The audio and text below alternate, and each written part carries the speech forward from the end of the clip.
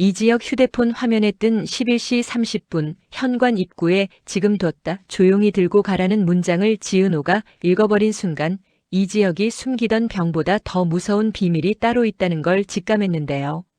지은호는 손끝이 굳었습니다. 지금 뒀다는 말이 너무 생생해서 마치 누가 이미 현관 앞에 무언가를 내려놓고 사라진 것처럼 느껴졌거든요. 거기다 조용히 들고 가라는 문장까지. 왜 조용해야 하죠? 왜 굳이 현관 입구죠? 왜 굳이 11시 30분이죠? 지은호는 자기 마음을 다잡으려 했습니다. 지금은 회사고 이지혁은 대표고 지은호는 팀장이지만 동시에 이지혁은 지은호가 오래도록 좋아해왔던 선배였고요.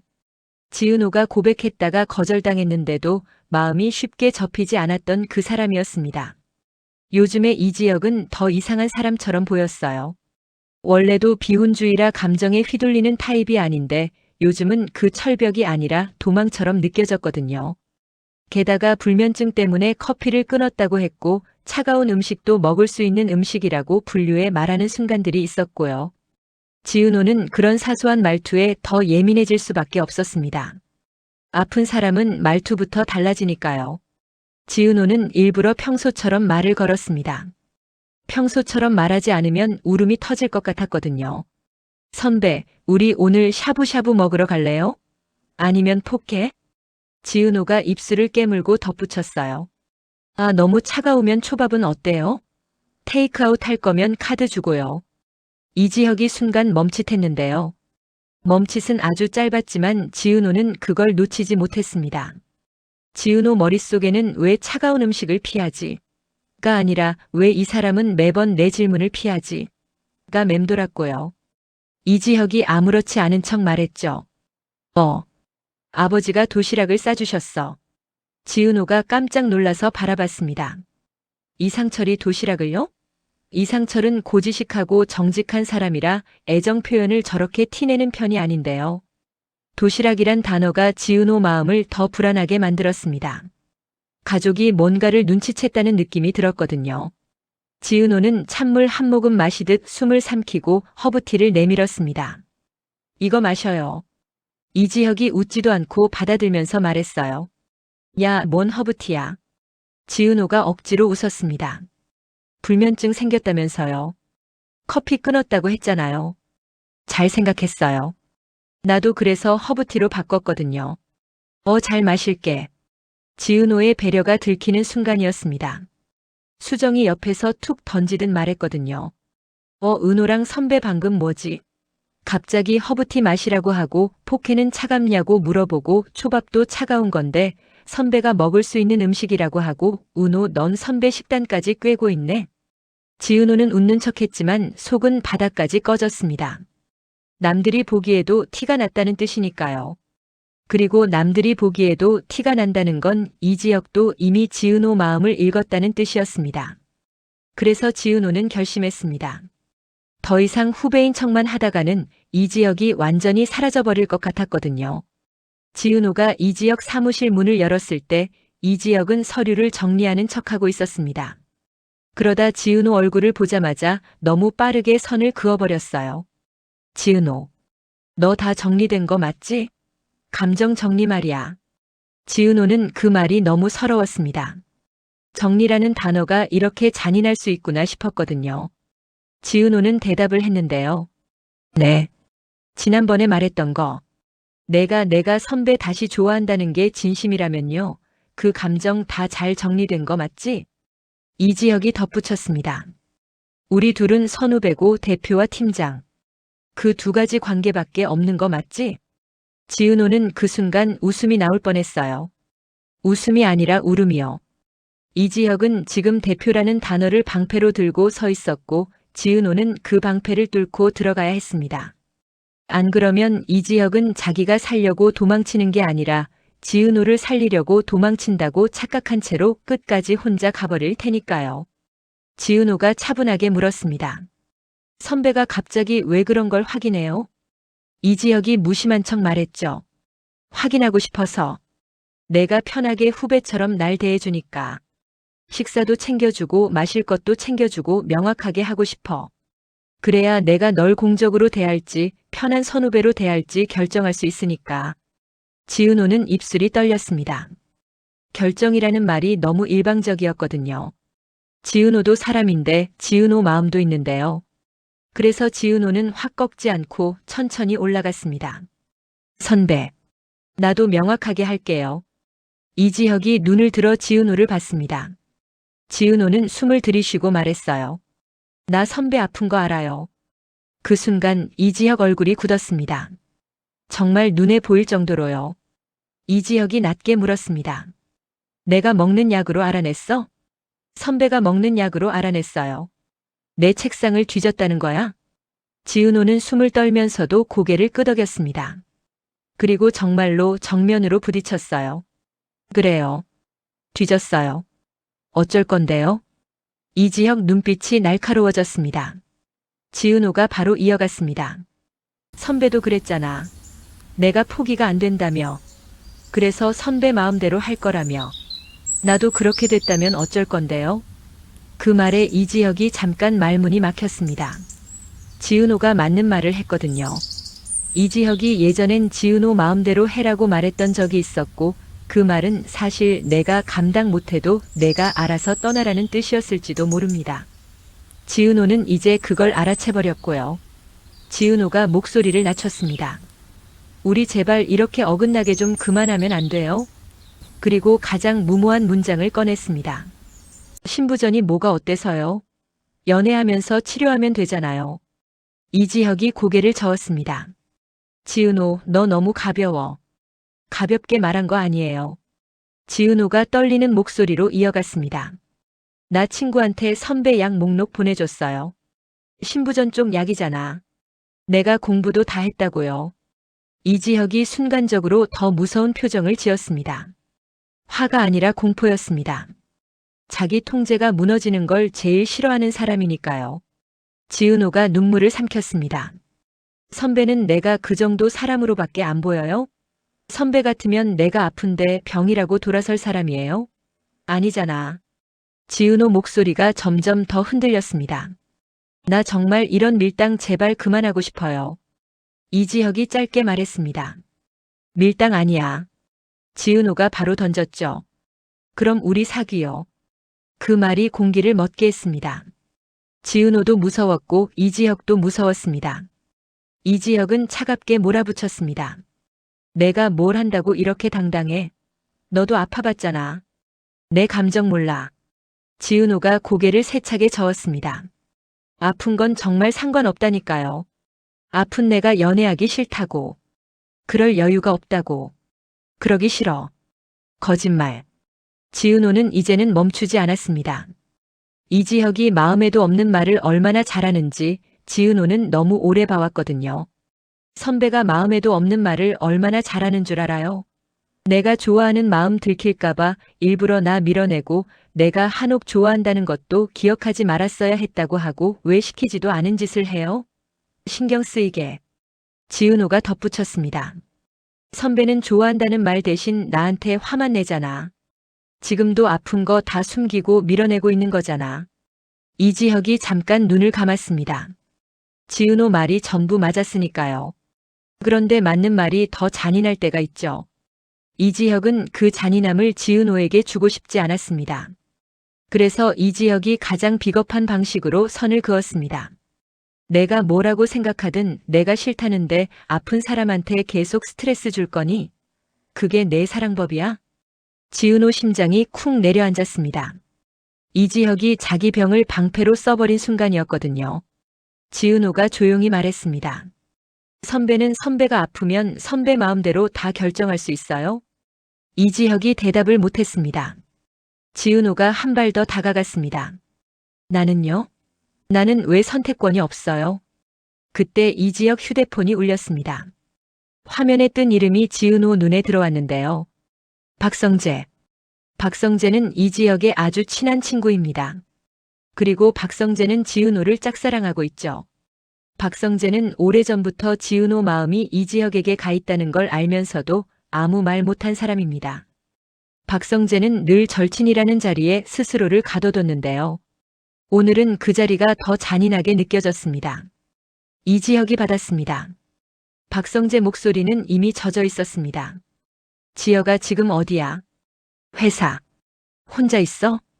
이지혁이 짧게 말했습니다. 왜? 박성재가 숨을 내쉬듯 말했어요. 너 오늘 11시 30분 그거 하지 마. 지은호가 그 문장을 듣는 순간 온몸이 싸늘해졌습니다.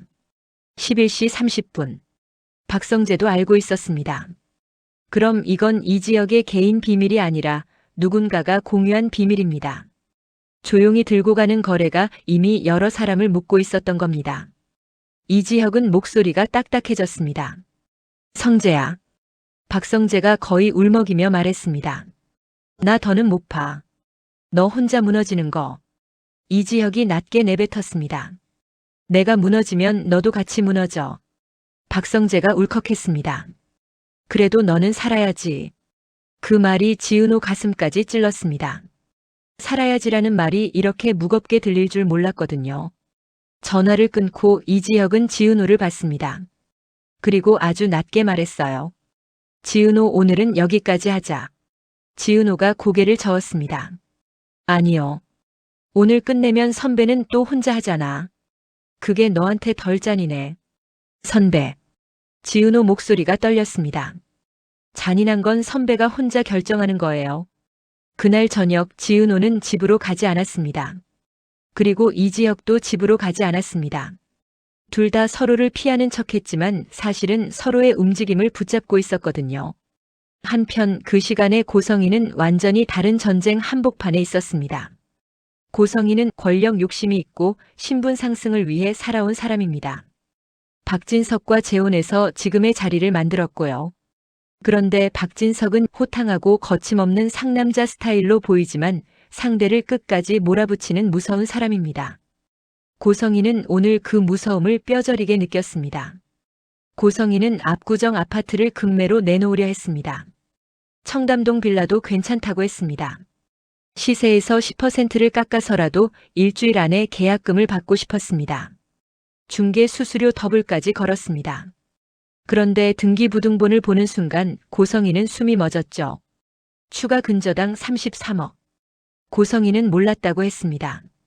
남편 박진석이 몰래 설정한 것 같다고 했습니다. 변호사는 냉정했습니다. 인감증명서, 인감도장, 계약서가 정상적으로 들어갔다고요. 즉, 누군가가 정상으로 만들어버린 겁니다. 고성희는 그제야 깨달았습니다. 박진석이 돈으로만 자신을 묶은 게 아니라 법으로 숨통을 조여버렸다는 걸요. 게다가 통장 잔액도 부족했습니다. 카드도 막혀 있었습니다. 그동안 화려하게 살던 고성희에게 200만 원 남겨뒀으니까 호텔에서 자고 먹고 사흘이면 사라질 돈이라는 말이 현실이 되어버렸습니다. 박진석은 고성희의 재산을 박진석이 사준 것과 고성희가 불린 것으로 나누어 고성희가 숨 쉴 틈을 없애고 있었습니다. 고성희는 분노로 이를 갈았습니다. 박진석 끝까지 모는구나. 고성희는 이제 눈물로 버티는 사람이 아닙니다. 고성희는 반격으로 버티는 사람입니다. 그래서 고성희는 마음속으로 결심했습니다. 법으로 치겠다. 증거로 치겠다. 박진석이 가장 싫어하는 방식으로 치겠다. 고성희가 처음으로 공격 계획을 꺼내는 순간이었습니다. 그런데 여기서 문제가 하나 있었는데요. 고성희가 법으로 움직이려면 반드시 필요한 게 있었습니다. 원본 서류, 그리고 누군가의 서명, 그리고 무엇보다 조용한 전달. 고성희는 이를 악물고 누군가에게 메시지를 보냈습니다. 11시 30분. 현관 입구 쪽. 살짝 두고 가. 조용히. 지은호는 그 밤 도망치듯 회사에서 나왔습니다. 그런데 이상하게 발걸음이 한 곳으로만 향했어요. 이지혁 집 근처였습니다. 지은호가 스스로에게 말했는데요.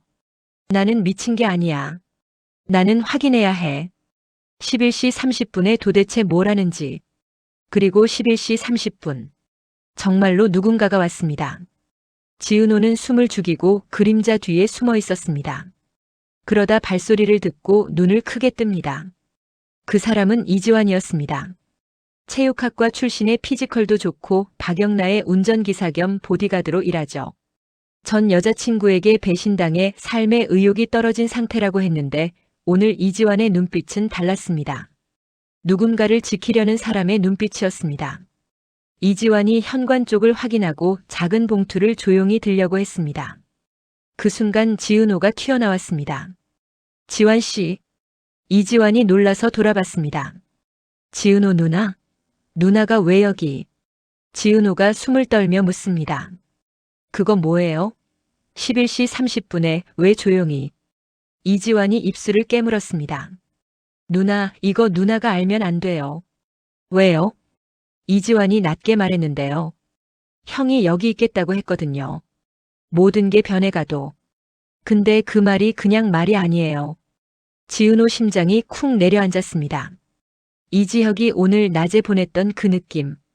여기 있겠다는 말이 버티겠다가 아니라 마지막까지 서 있겠다처럼 들렸던 그 느낌이요. 지은호가 봉투를 향해 손을 뻗는 순간 이지환이 막았습니다. 누나 제발. 지은호가 울컥했습니다. 제발이요? 선배가 내가 선택권 없대요.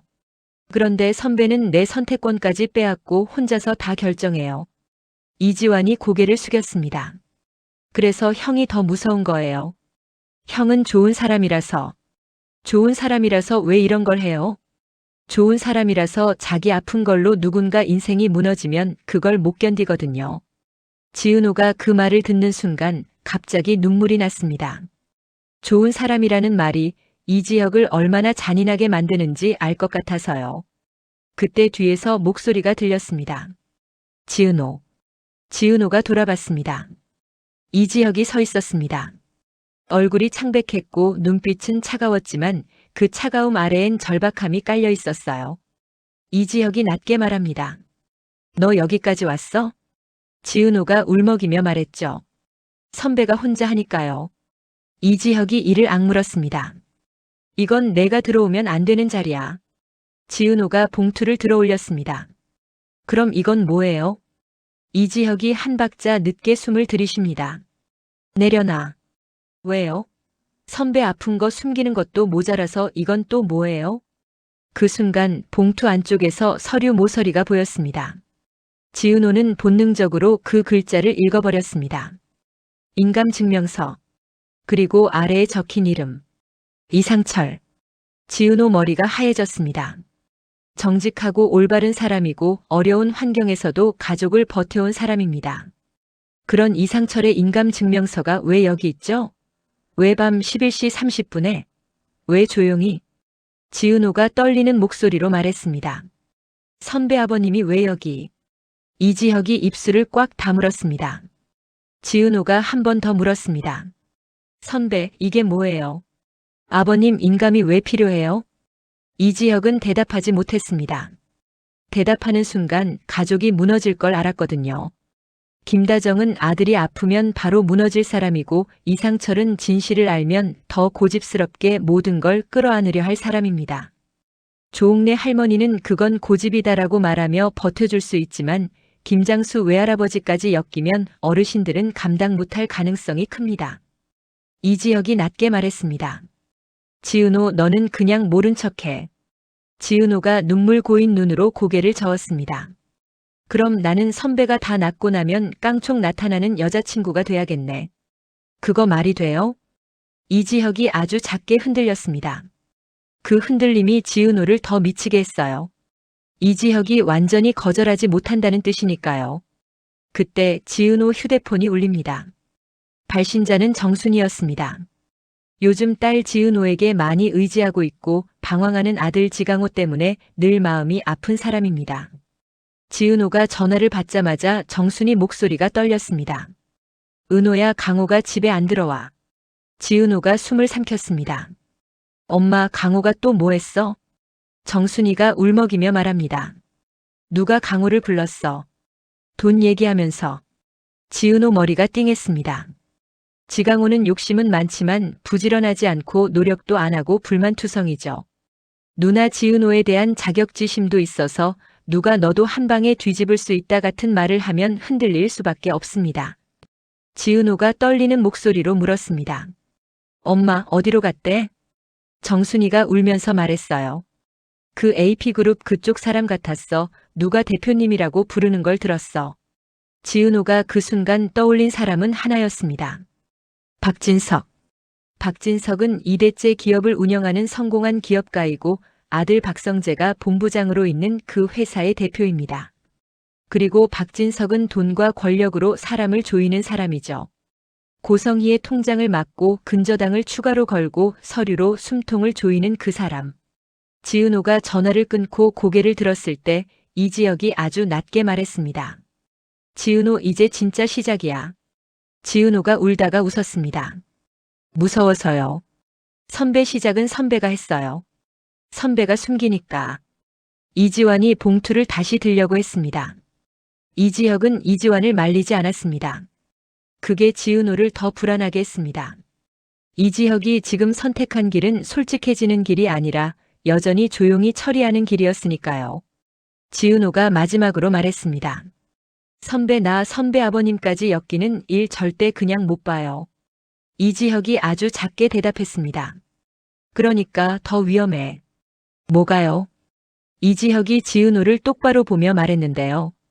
박진석이 움직였어. 그 말이 지은호 등골을 얼어붙게 했습니다. 지은호가 사랑하는 이지혁과 지은호를 좋아하는 박성재와 그 둘을 한 번에 쥐고 흔들 수 있는 박진석. 그리고 박진석에게 반격하려는 고성희까지. 여기에 지강호가 돈 얘기에 흔들려 끼어드는 순간 이 판은 연애가 아니라 가족 붕괴로 갈 수밖에 없습니다. 그리고 마지막 장면처럼 지은호 머릿속에 하나의 그림이 떠올랐습니다. 이지혁의 병이 터지면 이상철과 김다정은 무너집니다.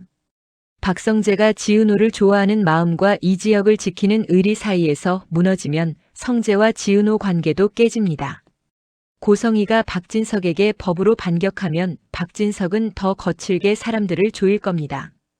이수빈은 계산이 빠르고 결혼 욕망이 큰 사람인데 이 판에서 정보 하나만 잡으면 누구보다 빠르게 폭발할 수 있습니다. 특히 이수빈은 박성재와 얽힌 과거가 있고 감정이 남아있으면 오해가 터지기 쉽고요. 지강호는 누나 지은호에 대한 자격지심 때문에 누나가 가진 걸 너도 가져라 같은 말에 넘어가면 가장 위험한 고리가 됩니다. 지은호가 입술을 깨물었습니다. 이제 내가 안 막으면 다 무너진다. 그때 이지혁 휴대폰에 다시 메시지가 하나 떴습니다. 발신자 이름은 저장돼 있지 않았는데요. 문장은 짧았습니다. 서류 가져왔지? 다음은 내 차례야. 지은호는 그 메시지를 읽고 얼어붙었습니다. 그리고 이지혁은 그 메시지를 지우지도 않았습니다. 마치 이미 각오한 사람처럼요. 지은호는 그 순간 확신했습니다. 이지혁이 숨기는 건 병만이 아니었습니다. 이지혁은 지금 누군가와 거래를 하고 있었고 그 거래의 한쪽 끝에는 이상철의 인감이 있었고 다른 한쪽 끝에는 박진석이 있었습니다. 지은호가 떨리는 목소리로 말합니다. 선배, 이거 아버님이 알면 안 되는 일이죠? 이지혁이 아주 낮게 대답했습니다. 응. 지은호가 눈물을 삼켰습니다. 근데 이미 아버님이 들어오신 거네요. 이지혁이 잠깐 눈을 감았다가 다시 떴습니다. 그래서 더 조용히 해야 해. 지은호는 그 말이 너무 무서웠습니다. 조용이라는 단어가 사람을 살리는 방법이 아니라 사람을 무너뜨리지 않기 위한 포장처럼 들렸거든요. 지은호는 마지막으로 한마디 했습니다. 선배, 나 선배 편이요. 근데 선배가 나를 밀어내면 나는 선배를 살리려고 선배랑 싸울 거예요. 이지혁이 잠깐 웃었습니다. 웃음 같지 않은 웃음이었는데요. 너 진짜 바보 같다. 지은호가 울면서도 고개를 끄덕였습니다. 바보여도 돼요. 선배가 살아야 하니까. 그리고 그 순간 멀리서 차 한 대가 멈추는 소리가 들렸습니다. 문이 열리는 소리, 누군가 내리는 소리. 이지환이 흠칫했습니다. 이지혁이 고개를 들어 그쪽을 봤습니다. 지은호도 숨을 멈추고 바라봤는데요.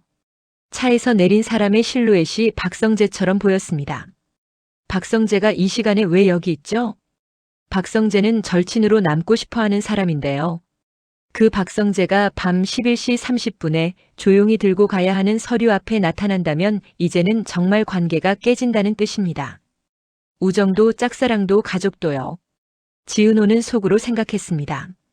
성재가 여기까지 오면 더 이상 감출 수 없어. 박성재가 가까워졌습니다. 얼굴이 젖어 있었습니다. 눈물인지 겨울 바람인지 모를 만큼요. 박성재가 이지혁을 보며 말했습니다. 지혁아, 너 진짜 여기서 끝낼 거냐?